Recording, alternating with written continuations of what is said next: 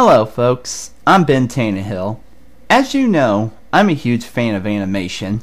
It's my favorite entertainment medium.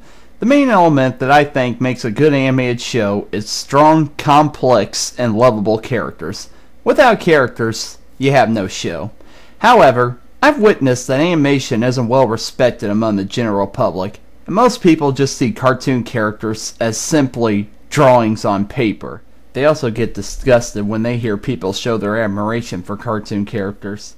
I know people have a right to their opinions, but I think they're failing to realize the impact that many cartoon characters have had on the world. So today, I'm going to discuss why cartoon characters matter so much to many people, and they're more than just drawings on paper.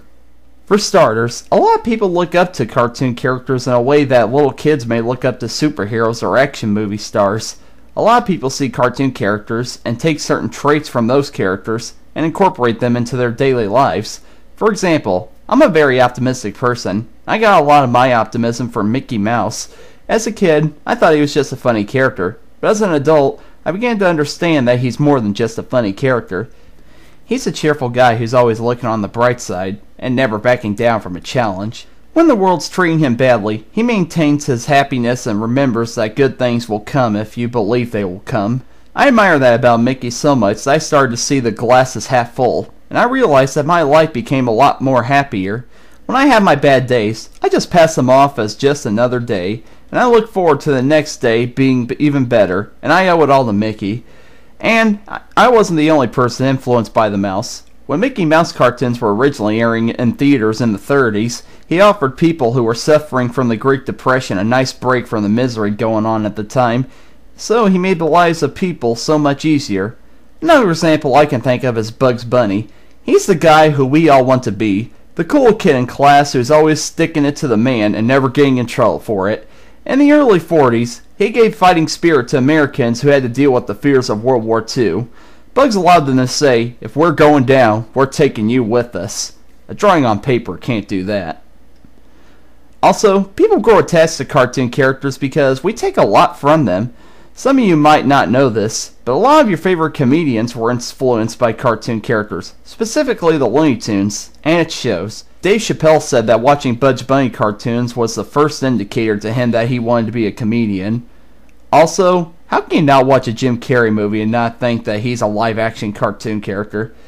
Those are only a couple of examples, as many people have been influenced in some way by cartoon characters, and who knows where we might be if it wasn't for some of them. When it comes to cartoon characters, they are there for us when we don't have anyone else. They are there for some people who are unable to make friends, or aren't very lucky when it comes to finding love. So, people can watch cartoons and get attached to the characters to the point where the characters become friends for them. Anybody can use their imagination to allow the cartoon characters to be right in front of them, and provide comfort for them when they need it. I would know. I was like this. During middle school, I didn't have much friends, so I used my imagination to let my favorite cartoon characters be my friends. It's not that different from having an imaginary friend, except you yourself didn't create the character, but that's just fine. Finally, the big reason people become attached to characters is because the characters are us.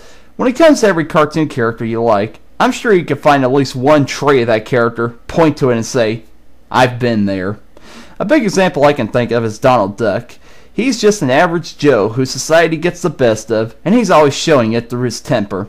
I'm sure we've all been in Donald's shoes. We all have multiple things in society that annoy us, and we're always expressing our disapproval of them verbally and sometimes physically, just like Donald. Cartoon characters practically feel like our friends and neighbors, and for good reason. When it comes to a character, the creator of the character usually puts a little bit of themselves into the character. Chuck Jones once said, I dream of being Bugs Bunny, but when I wake up, there's Daffy. Daffy Duck is another example of a character who you can just see yourself as, because he's not just like you and me. He is you and me. This is why people are so attached to cartoon characters, because they are more a part of us than most people realize. They become embedded into us like the blood cells that keep us alive. So, when these characters are disrespected by certain people, it makes sense for them to get upset. These characters are practically family to us. They are our brothers, our sisters, our fathers, our mothers, our neighbors, our friends, but most importantly, us. Disrespecting these characters is like disrespecting a fellow human being, because these characters are more human than we are. They're not just drawings on paper. They are just as a part of the world as you and me. They will live on even when you and me die because, unlike us, they are immortal. I'm Ben Tannehill. Arrivederci.